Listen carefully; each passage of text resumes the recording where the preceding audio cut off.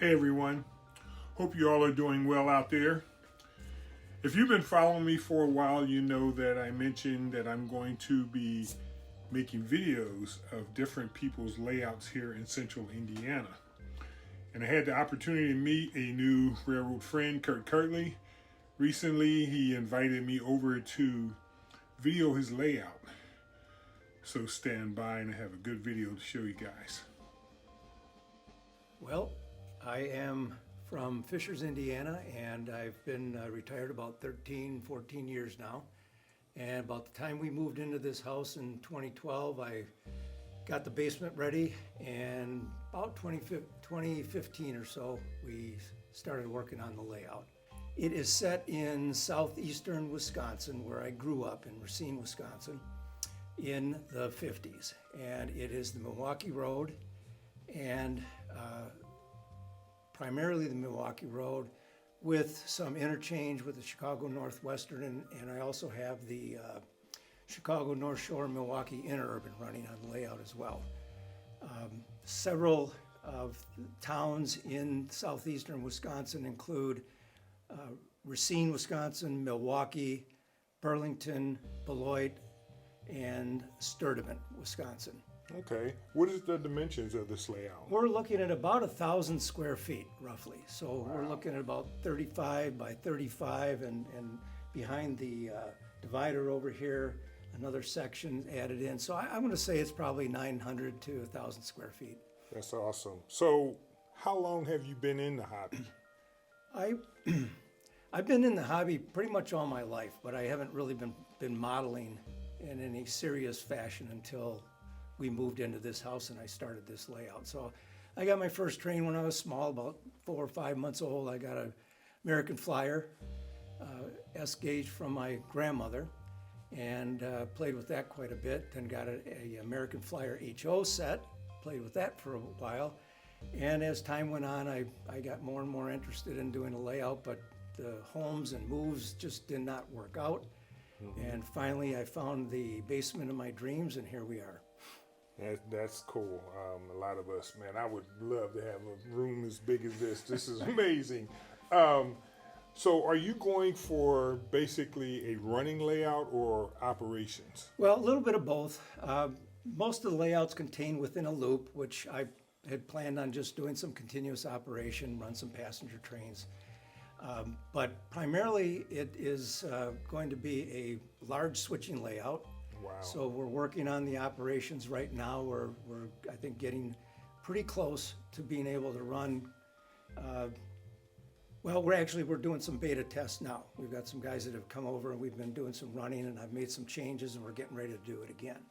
So I've incorporated a system that is car cards. It's not a waybill system per se, but it's car cards that basically you're just moving cars from one section of the layout to the other. And I've incorporated a transfer system so that we're running industries that serve other industries on the layout. Okay. So we'll run from one destination through a yard and transfer to another train and get that car to whatever its destination is.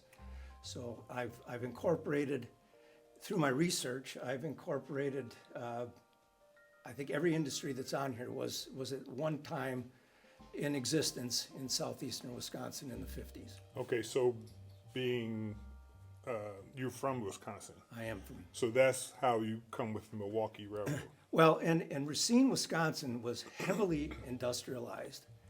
And in the 50s, where I was born and grew up, it was just pretty fascinating with all of the trains that were running through there. And if someone wanted to do a switching layout of Racine, Wisconsin, they could do one of this size. There was so much going on in Racine at the time.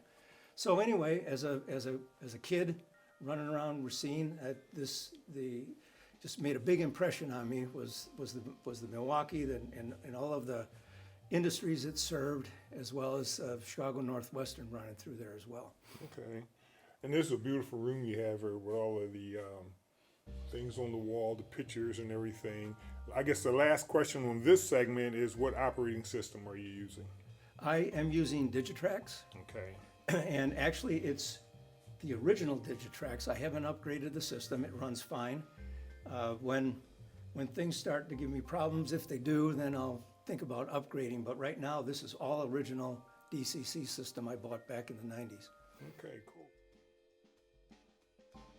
Marvin and I came over here a couple weeks ago and we looked at this part of the layout. Can you explain what this is, Kurt? Well, this was a gas plant along Lake Michigan in downtown Racine. And coal was brought in. The coal was then put through a retort, and eventually gas was produced, which then was distributed throughout parts of Racine for heating and other purposes. And one of the byproducts of this process is coke.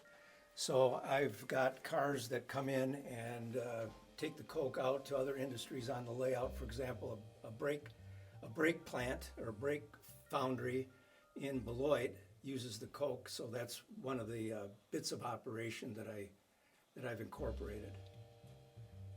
And just looking at this, he's a fantastic modeler. He was telling me each one of those pieces on the breakwater were done individually. Is that correct? That's correct, and yes, I still have the shakes from doing that. It took a long time. Well, we're going to work our way around the layout. This is a big room.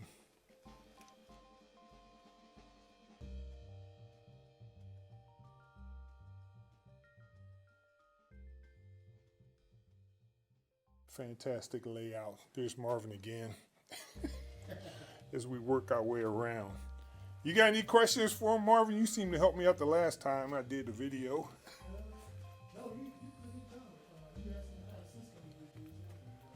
And this is the Milwaukee station down there that he's building. That's the Milwaukee depot. It's a Walters kit, and it was the Everett Street depot that was in downtown Milwaukee, along with the train shed. So those were produced from what was actually in downtown Milwaukee. You see, you guys reference photos here in front of this, and I'm just amazed at how good a modeler he is, and the aging and weathering of the buildings is very impressive.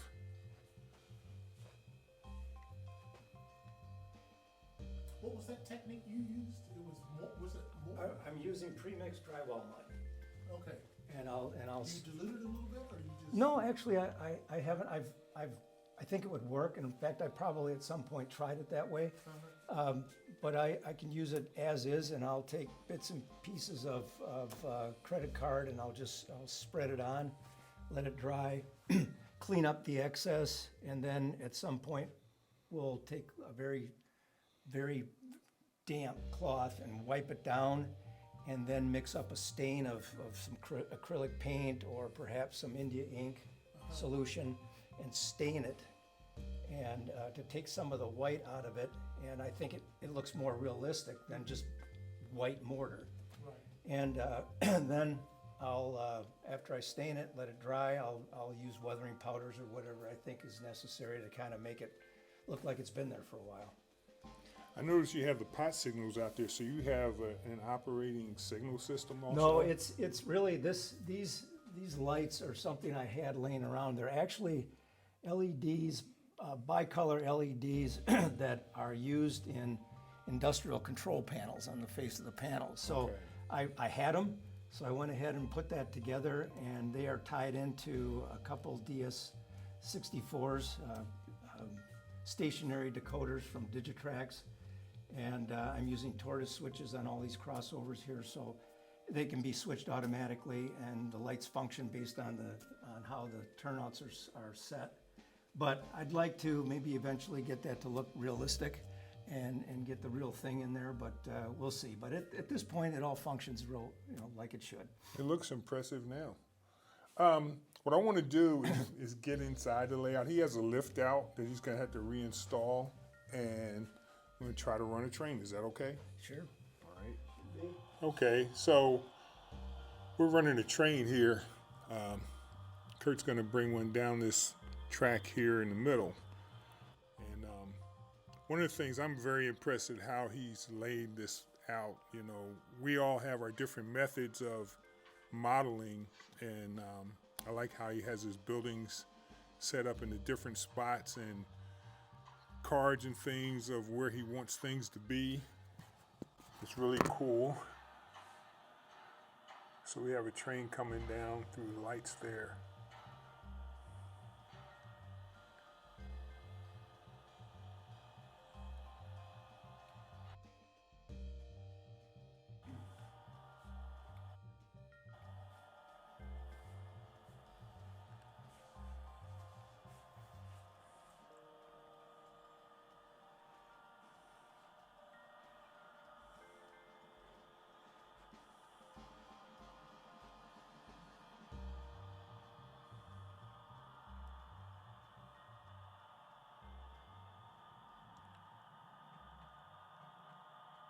I think I told you last time I was with you when I first came to Indiana, not long after I got married, where we lived, I used to see Milwaukee locomotives in Terre Haute, and I almost started modeling Milwaukee. They would go all the way down to Bedford. Yeah, they went south down through Indiana, yep. They came down from Bensonville Yard, which was just outside of Chicago. Now this loop surrounds the Schlitz Brewery. Eventually this will become the Schlitz Brewery. Okay.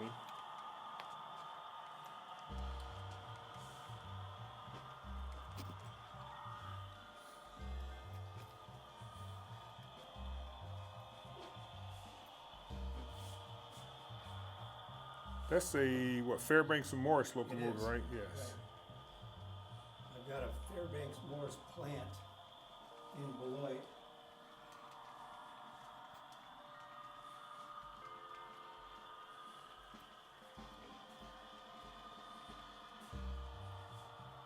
Really smooth operation. We made this track real good, man. That's good.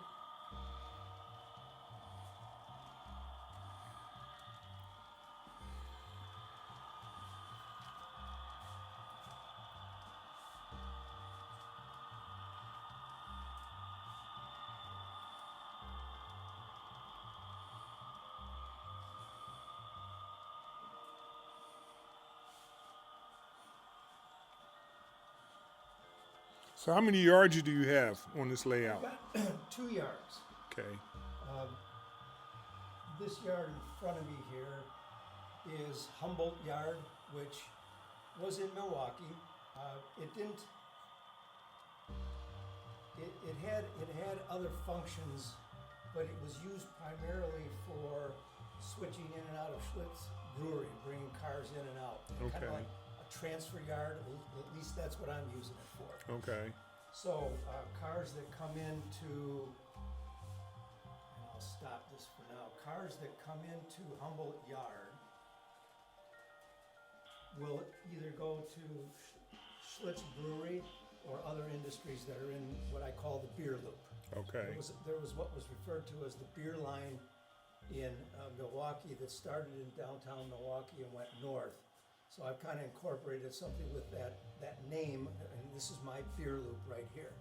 And the other thing that is used is this grain elevator, which was a Schlitz grain elevator that was in north of Milwaukee. It was really at the end of another yard. I can't remember the name of the yard, but I put that on this Humboldt yard. So this grain elevator supplies grain to the Schlitz Brewery that we just passed with the train. Okay. So there's another guy here in central Indiana that's doing the Milwaukee, I think he calls it beer line. You know him? I can't think of his name. John? Is it John Dick? I think so. So we've talked and we tried to hook up and see each other's layouts, but it didn't happen. But yeah, he's doing the beer loop. You could while he's doing, I think that's all he's doing is the beer loop. Yes. And yeah, you could make that a layout like he's doing, like I mentioned with Racine, where you could just make that a layout by itself. You could do that with the beer loop. Yeah, I've watched several of his videos, and I'm going to reach out to video his layout. Yeah, it looks pretty cool. Yes. Pretty cool. So this is right here. A quick question: this barge right here. Can you tell me something about that? Sure, that is represents in spirit the Chesapeake and Ohio ferry that ran between Milwaukee and Ludington, Michigan. And it was actually it was a ferry which still exists and runs between, I think, Manitowoc and Ludington, Manitowoc, Wisconsin and Ludington, Michigan.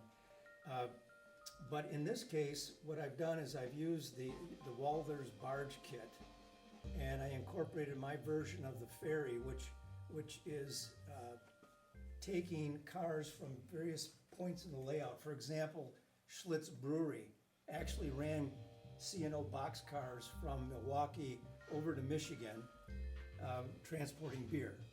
And so the idea with the ferry was to avoid the congestion in Chicago. So anything that had a high priority would run across on the ferry.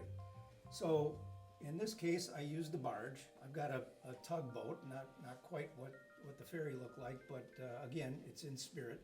Yes. And so what I've got, in my research, I found out what other commodities ran back and forth across Lake Michigan.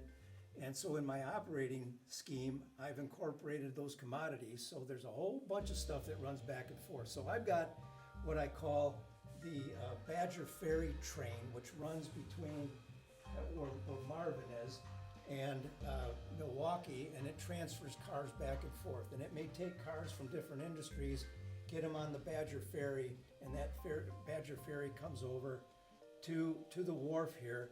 And then right over here, the C&O switcher with its idler cars will load and unload the barge. Okay. I'm gonna work my way around so you guys can see the entire layout.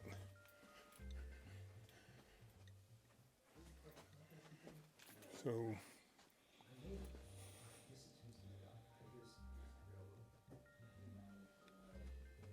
he does operating sessions on this also. You can see here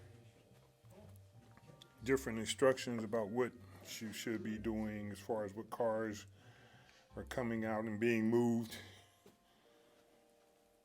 So even while he's fixing up the layout with scenery, he has operating sessions. This is really nice. And a lot of shoe boxes that get served by the Milwaukee Road. There's my buildings. Oh, yes.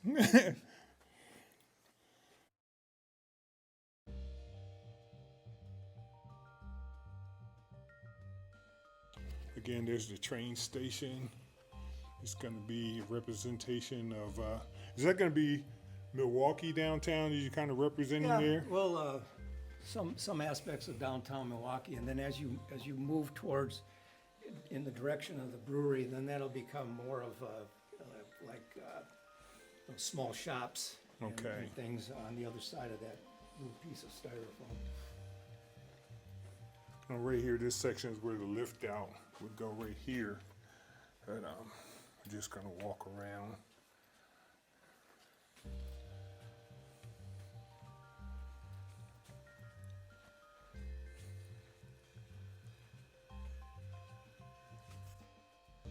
And you see his wiring and things down there, you know.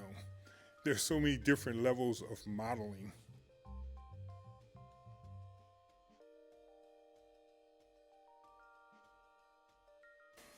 I am using DCC specialty circuit breakers. I think they're a little more,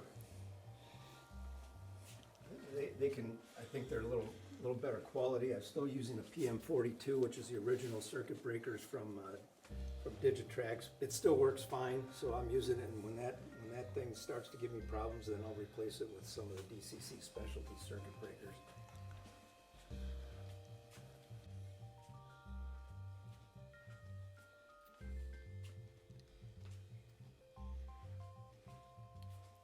Now this factory here, you told me last time, I'm trying to remember what this is. This is Johnson's Wax. Okay, there it is right Now, there. Johnson's Wax was in downtown Racine, and eventually in the 50s they moved out west of Racine. And it was a warehouse, but eventually that became production area, which is the way it is today. So this is my version of the Johnson Wax warehouse / production area.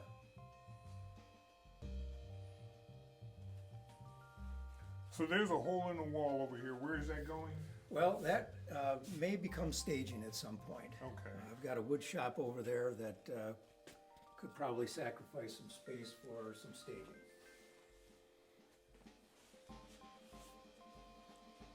And this is Sturdivant Yard. And what I failed to mention before, this whole area was referred to as the Racine and Southwestern Division in real life. And so part of that was Sturdivant Yard.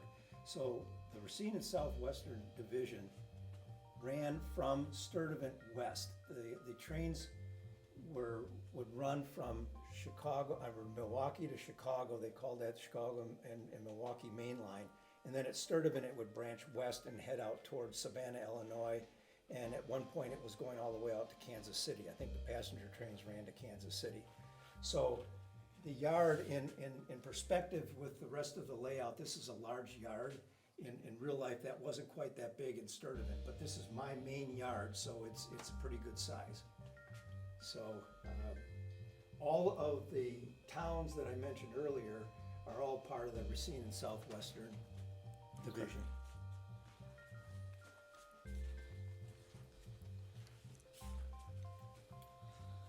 I think I mentioned last time I have a couple friends who are just crazy about Milwaukee, and I know they're going to love this video, seeing this. Probably going to be getting on me, man, you got to take me over there. He has a roundhouse over there. It's pretty cool.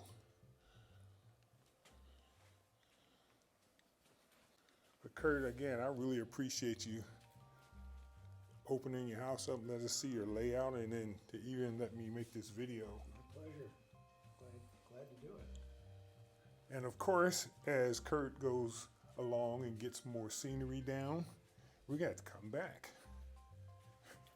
I tell people all the time, Kurt, when they ask me, can they come see my layout, I say half of modeling is showing it off. That's right. That's right. And putting people to work when they get there. Yeah, that too. Now this is a neat little section right here. Can you tell me a little bit about it? Well, this quarry, Consumers Company Quarry, I wanted to put this somewhere near Racine because there was one north side of Racine, but I couldn't fit it in anywhere. So with this loop, and this was originally going to be a helix, and thankfully it's not anymore, I had some space, so I thought I'd put this quarry here. Well, it turns out that there was a Consumers Company quarry in Beloit as well, so it worked out well. So this is a limestone quarry, and it is basically shuttling stone of different types in and out of here, or actually out of here. And I also have a cement plant where we're bringing in sand, and eventually that'll become a plant that will, trucks can come in and bring concrete and cement out of there.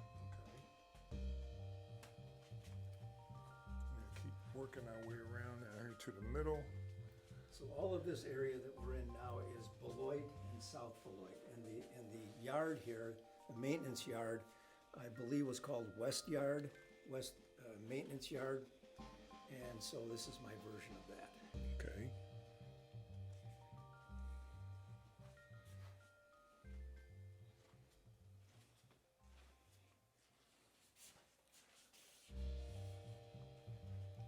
So hey, I appreciate Kurt letting me come over to his house and video his layout. It's a fantastic layout, and he also left the door open for another visit to check on his progress. So I appreciate everybody watching my videos. Don't forget to like, share, and subscribe. Have a good one.